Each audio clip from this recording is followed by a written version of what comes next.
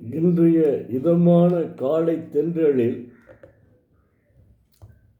அனைத்து அன்பு உள்ளங்களுக்கும் இனிய காலை வணக்கம். இன்று ஒரு குறள். அதிகாரம் 5 இல்வாழ்க்கை 41. குறள் எண் 41. இல்வாழ்வான் என்பான் இயல்புடைய மூவர்க்கும் நல்லாற்றின் நின்ற துணை.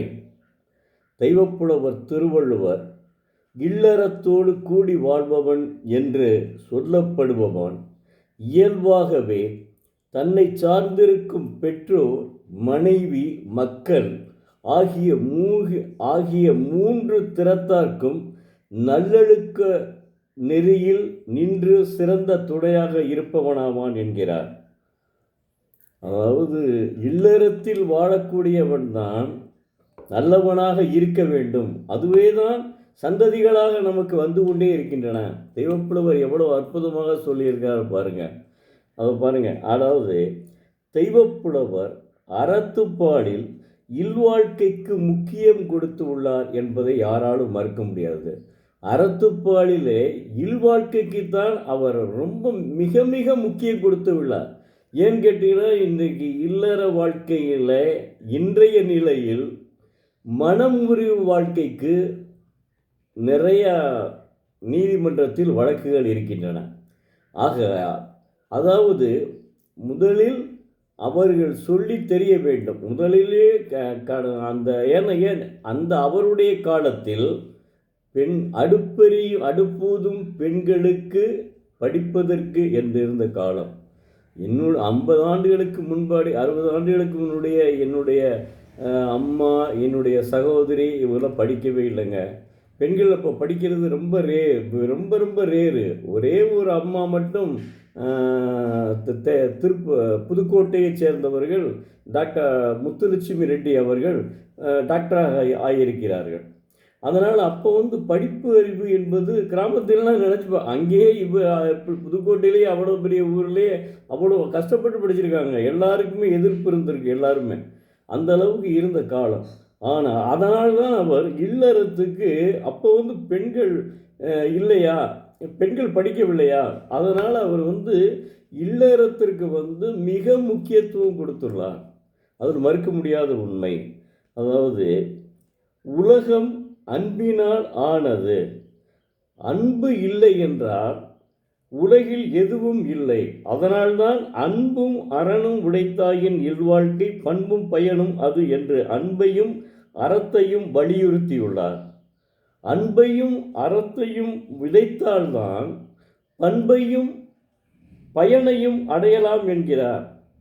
என்ன பாருங்க, எப்படி சொல்றார் பாருங்க. அன்பும் அறனும் உடைத்தாயின் இல்வாழ்க்கை பண்பும் பயனும் அது. அப்போ அன்புக்கும் அறத்திற்கும் தான் முக்கியத்துவம் கொடுத்துள்ளார். ஒரு மனிதன் அன்பாகவும் இருக்க வேண்டும், அதே சமயம் அறமுடையவனாகவும் இருக்க வேண்டும். ரெண்டு பேருமே மனிதன் என்ன, ஆணும் பெண்ணுமே சமத்துவமாக இருக்க வேண்டும் என்று வலியுறுத்துகிறார். இல்லறம் நடத்துபவன் தன்னை சார்ந்திருக்கும் பெற்றோர், மனைவி, மக்கள் ஆகிய மூன்று திறத்தார்க்குமே நல்லொழுக்க நெறியில் நின்று சிறந்த துணையாக இருப்பவனாவான் என்கிறார். அது மட்டுமல்ல, அவர் என்ன சொல்கிறாருன்னா, அவருடைய அந்த இல்லற இப்படிவியல் ஃபுல்லாக முழுவதும் படித்தால் தெரியும். நான் முழுவதுமே உங்களுக்கு சொல்லிட்டேன். இன்னைக்கூட அது கடைசி குறள் இந்த விஷயத்தில் இல்லறத்தில். அதில் அவர் என்ன சொல்கிறார், துறவிகள் இருக்காங்கல்ல, அவங்களுக்கு கூட இல்லறத்தான் தான் துணை புரிவான். இல்லறம் இவங்க சமைத்த உணவு தான் அவனுக்கு போய் சேருது.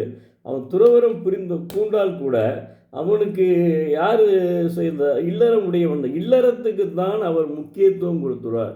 இல்லறமே நல்லறமாக இருக்க வேண்டும் என்று வலியுறுத்துகிறார். அடுத்து அன்பினுடைய வெளிப்பாடு தான். அதுக்கடுத்து என்ன சொல்கிறாருன்னா, அன்பினுடைய வெளிப்பாடு தான் நட்புக்கு காரணம் என்று சொல்கிறார்.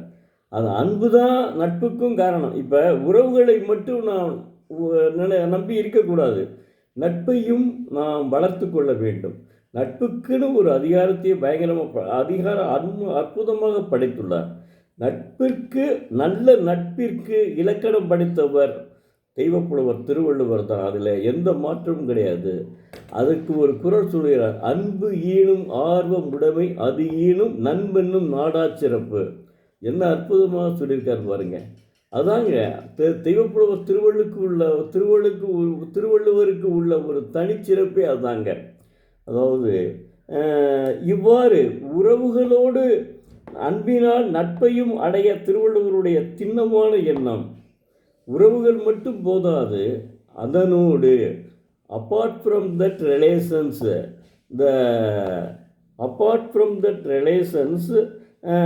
the friends also essential to lead life with happy manner.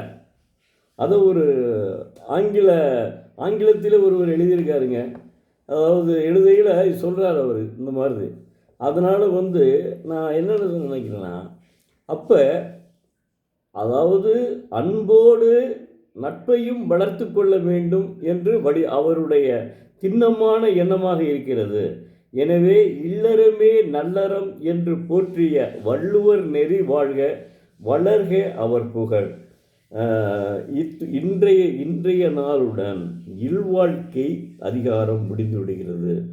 இனி அடுத்து ஒரு அற்புதமான அதிகாரத்தை பார்ப்போம். இப்படி ஒவ்வொரு அதிகாரத்தையும் பார்த்து கொண்டாதான் நான் ஒவ்வொரு குறளையும் சொல்லிட்டே வந்தேன். அது நல்லதில்லை. ஏன்னா ஒரு அதிகாரத்தை முடித்தா தான் உங்களுக்கு நன்றாக இருக்கும். அதனால தான் எல்லாரும் சொல்லுவேன். நன்றி, வணக்கம். நாளை மீண்டும் பார்ப்போம்.